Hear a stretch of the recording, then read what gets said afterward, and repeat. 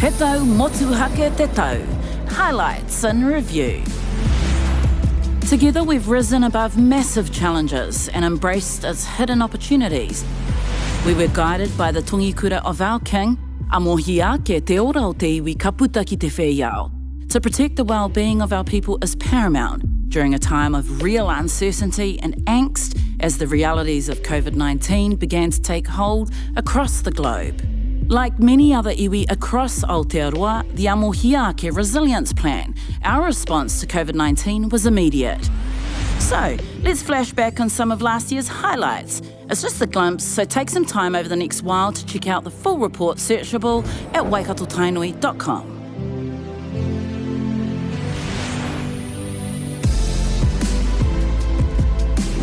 We faced the physical threats of COVID-19 together, working alongside all our local hauora providers and both Waikato and Manukau district health boards.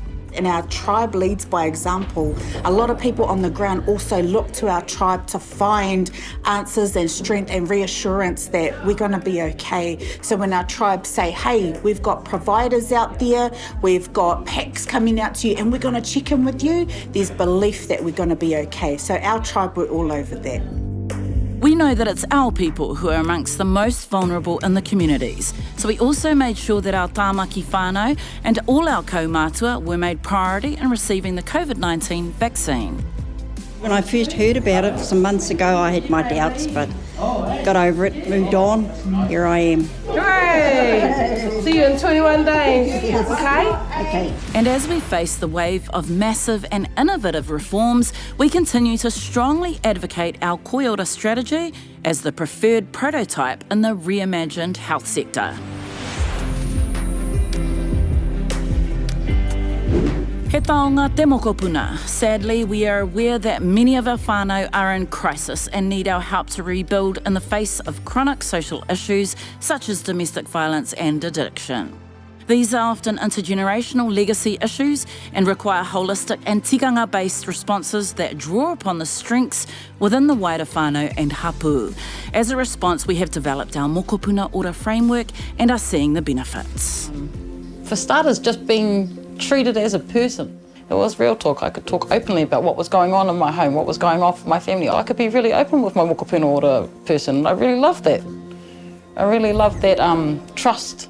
It's so much to have that supporting person there, like, yes, I'm not in this alone. Yeah, no, life's really good. Life is so good at the moment for me and my whānau. I just really love mokopuna ora. They've done so much for me.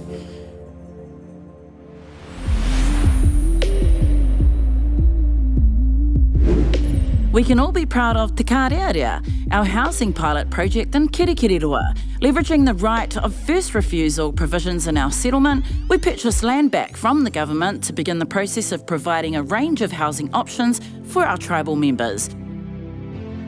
It felt like a dream come true, being able to have a goal and focus on becoming a homeowner has been a long-term thing for me and my whānau, because wanting to provide them with a beautiful home, a safe home, a warm home, that's always been on the agenda for years. At the moment, there's been a lot of new whānau join Te Kārearea community, and just the relationships between our tamariki has been choice. Noku te whiwhi e mai kore ko te iwi. If not for the iwi, I wouldn't have been able to buy my own house. The partnership model really helped me. If it wasn't for the partnership model, I wouldn't have been able to get my deposit, I wouldn't have been able to get the whare. Even though I can pay the mortgage, I wouldn't have been able to get off the start line.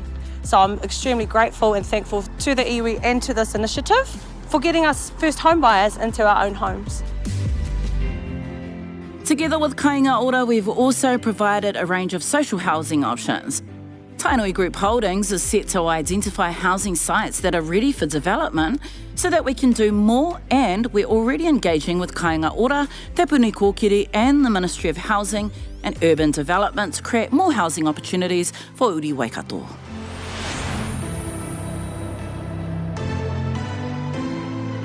We continue to support our tribal members with business startup opportunities. In other words, insisting that they focus on delivering good social outcomes for our tribal members when buying or procuring goods or services. Inspired by our King's appeal for a more humane approach to corrections, Te Mauri Paehere was driven by our King, along with the Department of Corrections and Kāinga Ora, to develop a social housing layout with 46 new homes, 16 of these to help reintegrate mothers and their children into the community rather than remain in custody. Today we can say that when we join together, those things of the past can be addressed and we can move into a brighter future. The project will include a kohanga reo facility and a range of wraparound services to assist mothers to transition more seamlessly and sustainably back into their communities.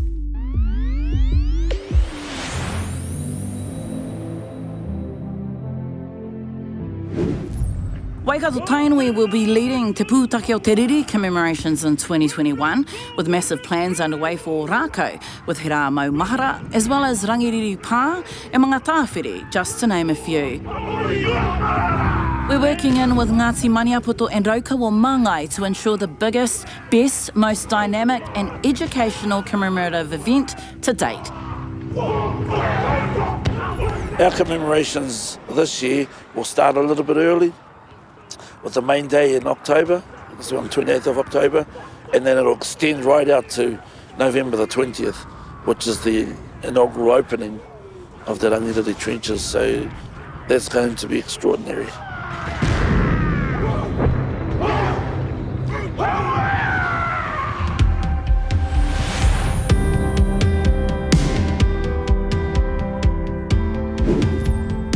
Our history, mātauranga and reo continue to be integrated into curriculum resources as well as educational outcome statements and achievement standards at all levels.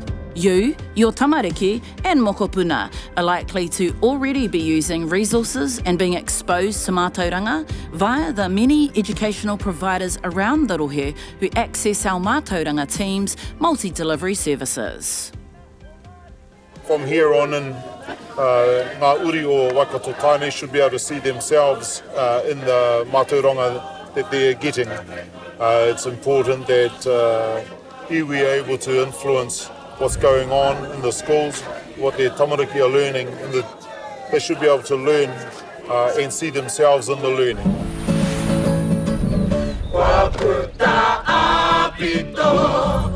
Investing in educational and reo initiatives with our own is still at the top of the list. These are things like targeted scholarships and grants and tribal reo programs such as Te Pai Kāka, strengthening the excellence on our paipai. O ngā paenga ko te pupurutanga o ngā kōrero. A o tira ko te ngāwari o te tuku, a te tokorua rā pānia rāua ko rāhui. Me te whanaungatanga I pua I Wainganui a tātou o te rangapu. Ko tēnei reanga te reanga Waimaria. Ko te reanga o tātou kaumātua kaore I pēnei rawa te Waimaria. Nō reira, ko te haipapa, kei runga I a tātou, te reanga o Naianei, ko te whāngai I ngā kōrero, ki ngā hunga e ngā kaunui ana ki te kaua I ēnei kōrero ki mua. Along with these positive Marae, hapu initiatives, we also continue to support our whānau, hapu and marae with planning wānanga, wakataiwa and toy programs, and to restore and protect the well-being of our taonga o te taiao.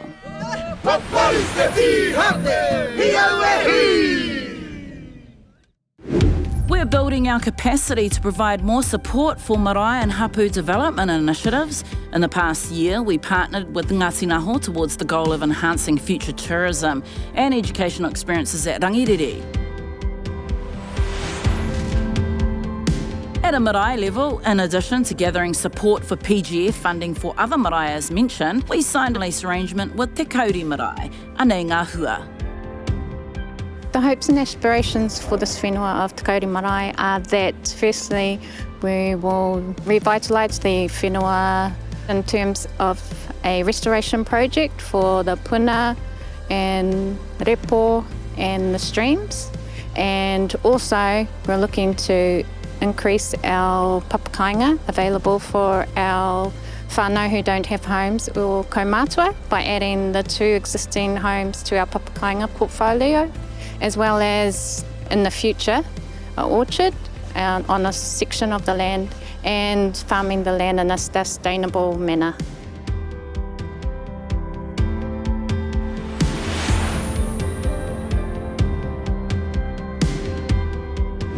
Restoring and protecting the health and well-being of our tūpuna awa remains a primary responsibility. Even though we reached the settlement years ago, we still have to fight every day to ensure that the settlement mechanisms that we fought for and achieved, like the vision and strategy and the JMA committees, are given the mana that they deserve in the decision-making processes that occur, whether they're at local government level or central government when they propose law reform. And it's really important that we continue to do the restoration work.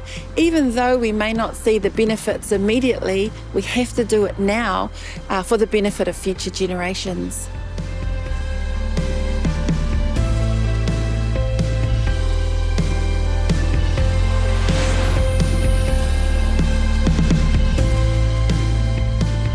We continue to pursue our outstanding treaty claims. Late last year, Rahui Papa signed terms of negotiations with the Crown. This marked an important step in our settlement journey, allowing for formal negotiations with the Crown to commence in late January 2021 on the outstanding parts of Y30 and other claims. Since then, we've visited all our West Coast harbour whānau and marae via their roherohenga with a range of hui wānanga. One, to be involved and to get in the know. So it's been cool being out here. The kōrero's been flowing. You get a little bit nervous about what you want to contribute, but everybody's just contributing everything, and it's been great. Well, it's within our interests and I suppose the love of our moana. We want to be heard and be brought to the table on decisions made. We come together as one and we work together for the betterment of Māori people, because no one else is going to do it for us.